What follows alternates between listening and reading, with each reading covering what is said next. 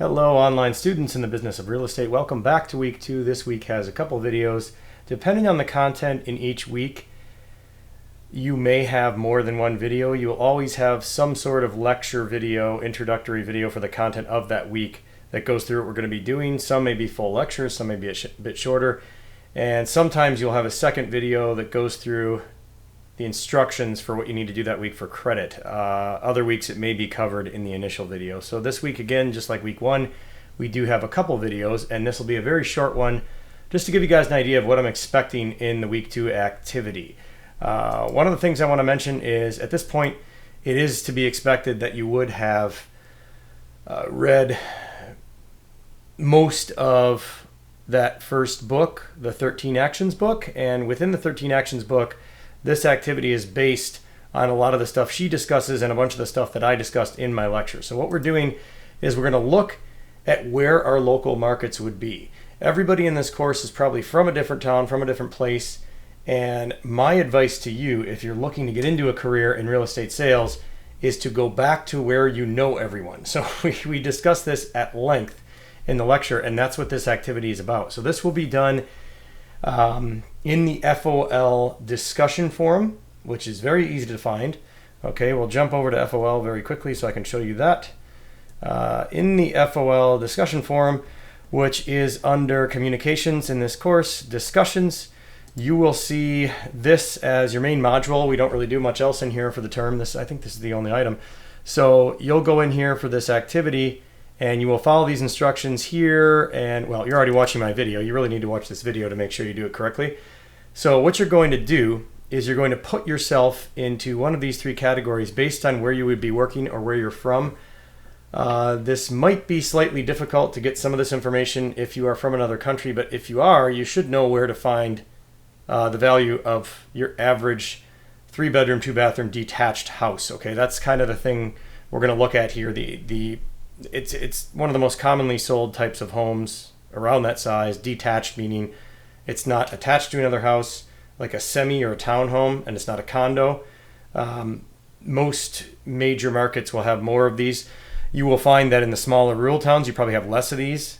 More of these and less condos. So these are the kind of things I want to know about. What can you tell us about this? The facts, population factors, all that stuff. So I'll give you an example of one as we jump back over into these notes and go through this. So these are the 3 categories. This is what we're looking at. Okay, small town rural would be, well, rural meaning you don't even really live in a town. You're out of the city. You're maybe in between a couple towns. You grew up on a farm, something like that, or a town up to about 10,000. I know there's a big difference between towns with a population of like 1,000, 500 to 1,000 versus 10,000, but they're still fairly comparable in terms of the amenities and the things they might have available, and not as comparable when you try and put them against a city that starts to get over 10,000. So if you were like closer to 15 or something, maybe you might still have that small town feel. But once you get up into the 20s, all the way till 500,000, these are average Ontario cities, and they're going to have similar stuff, but each of them will have their own market and pricing. And then maybe you're from a metropolis. This may be the case too if you're from another country. You've come from a very large city. So 500,000 to over $1 million to well into the millions. So these are the 3 categories. Each of you needs to determine where you're coming from, or not coming from, but where you would choose to work as a realtor, as we discussed. Okay, on to the next slide. And I just want to mention, when I pull this slide up, I think in my lecture video, for some reason, I had this as week 3 activity. That was incorrect, but everyone should know what they're doing based on the way it's put together in FOL content. So this is your week 2 activity.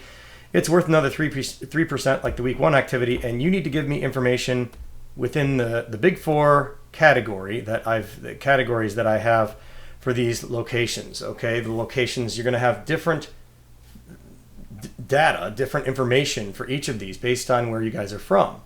The one big one that we talked about, and this is huge, and this is why I'm always telling people they should go back to where they're from, where they know more people. It's like the TV show Cheers, right? I'm probably dating myself dramatically here, but if you were to Google this TV show, it was all about community and knowing people. The theme song was "Go somewhere where everybody knows your name." Okay, so That's the idea with getting as many yes people as you can. You want to be somewhere where everybody knows your name. This doesn't mean you can't be successful if you don't have this. You're just going to have a harder path. So what's your yes count? I see people sometimes in small towns with yes counts in the hundreds, where if they were to ask somebody, hey, if you were to sell or buy a home and you found out I was a realtor, would you use me 100% for sure? And they have literally people into the hundreds. Where people who grew up in cities, their counts might be a little smaller. This is what I'm trying to find out. So within the forum that you're in, there's 3 different topics, okay? The way the discussion forum is set up. So I'm going to jump back there in a second. So let's go here and look at that. There's 3 different topics: small town, rural, average city, metropolis. I start with small town because I really do think that's the best place to get into real estate sales, because you're gonna have the most connections if you grew up in a small town or if you're connected to a small town in some way. Okay, and then if you're from an average city, I want to know what your take on it is with an average city, and same thing with a huge city.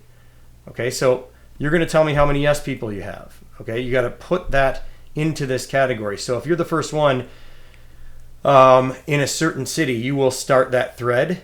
And we will probably have separate threads for everybody in here unless you're from the same town. If somebody's already used your location as a town, just post within that same thread, okay? But everybody needs to make an initial post in one of these topics, and then everybody needs to reply to at least one post in one of the other topics that they're not in, one of the other locations, okay? And you need to post on all 4 of these, not just your yes people, but all of this stuff, like, as per the instructions in the discussion forum. So the facts. Really easy to find this stuff out. There's tons of information with Stats Canada. There's tons of information if you just Google stuff. How big is your town? What's your town like? How old is your town? What is the architecture like? Just basic things like that they talk about in the 13 Actions book. Like, just give me a list of facts. It can be point form. Then, using Realtor.ca, which is the Canadian MLS, as you guys, we talked about in class, you probably heard of the multiple listing service. That's the MLS where most listings go with North American real estate. Take a look there, look at your town, look at your city, figure out the average price approximately of a 3-bedroom, 2-bathroom house, okay? And this will get you comfortable with the public use platforms too that we often use, even as licensed realtors, because if something isn't listed in the same board as yours, you might need to check Realtor.ca to make sure you don't miss it. So Realtor.ca would be the go-to place. If you're from another country, you need to find that same resource in the other country. In every country in the world, I would be shocked if there wasn't some resource where there's like the main hub of all the real estate listings. So right here, you can see this is very easy to use.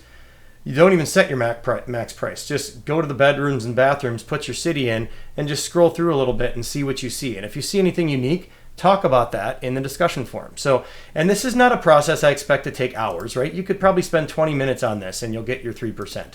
I just don't want you guys to overthink it, but I do want some facts. Then the X factor. So this is the last one. I use an example from my small town of Grand Bend, and this is from a Reader's Digest survey, an actual article that was published that showed Grand Bend as having the 3rd best beach in Canada. This was based on a bunch of different factors, and we have a blue flag beach and all this stuff. We also have the Grand Bend Motorplex. We also have the Huron County Playhouse very close to town. Even if you're in London, the beaches in Port Stanley and Grand Bend could be an X factor. John Labatt Center could be an X factor. So an X factor can be a very positive thing. It can also be a negative thing. If you're from a small town and they just closed a factory, that could be a bad thing. So the X factors, in terms of what I'm talking about as one of the big 4 things you want to look at when you go into a market to understand how the market works, they are things that would positively or negatively affect your market just as a result of them being there. Okay, those are the X factors. So spend a couple minutes, get into the FOL discussion forum, follow these instructions, and you will make your initial post or thread, if nobody's posted on your city yet, in here, and then you will go and respond to 2 other ones. So this might take a few days, which is why upon launching it midweek, then it's not due until the end of the week. So whenever you're watching this video, hopefully you're watching it in time to get this all done. It's not like your post has to have replies. So as long as one person goes in each category, then everybody will be able to go in and get credit for this. But I'd like to see you guys going back and forth and talking a bit. And I do read this stuff, as you know, from my grading the first assignment already. So That's the week 2 activity. It is worth 3% of your mark. Get it done by Sunday night at midnight. That will be our common weekly deadline for these activities. Okay, just wrapping up here, I just wanted to show you some of the better examples I've had in some of my face-to-face sections. So for you guys in the online section, you can see some of the stuff people have put here, and you can also see that you don't want to overthink this. Most of this is point form. So here I had a small group of people that were from some different rural towns. I don't know how Burlington got in there. That's not really rural, but the rest of them are. And some of the things, they put lots of different X factors, kind of cool stuff. So you can pause the video and take a look at that. Here's some examples from an average size city, which of course we use London because I had lots of students in this section from London. And you can see the price of a 3-bedroom, 2-bath house has gone way, way up if it's in good shape. And this is really getting out of control in a lot of cities in Ontario. But then for my metropolis section, for the large city, I actually used my students from India. And this made us feel a little better in Canada, because if you want a detached home in India, and again, remember that detached houses have their own lots. These are always going to cost a little more than condos, and the 3-bed, 2-bath detached home is always kind of a telling factor in a market. Like, where is that sitting in terms of price? We're talking millions, okay? And this is a city market where you'd have way more apartments, way more condos, way more mass scale type of living because of the density. Where in small towns, you'd have a lot less. In Grand Bend, where I'm from, we don't have that many condos at all. London has a fair amount of condos, but there's still, in terms of housing, because a condo is still a home for people, there would be many more detached homes than there would be condominiums or attached semis or townhomes or stuff like that. So when you get into the big city, and this is a very, very big city in India, you don't have a lot of detached homes, and the people that can afford them are in a much, much higher income bracket. That's one of the other things I'd like you to throw in there too. If you go into StatsCan, if you're from Ontario, you can tell me how much people in your town make. I'd like to see that. That's not a requirement, but it'd be some good additional information. So there are just some examples I wanted to show you of what people did in the face-to-face class, and that wraps up my explanation of the week 2 activity. Get it done. It's 3% of your mark. It's pass-fail. You guys are going to do great. Just get some information in there for me that's worthwhile, and I'm sure you'll be good. I will see you in week 3.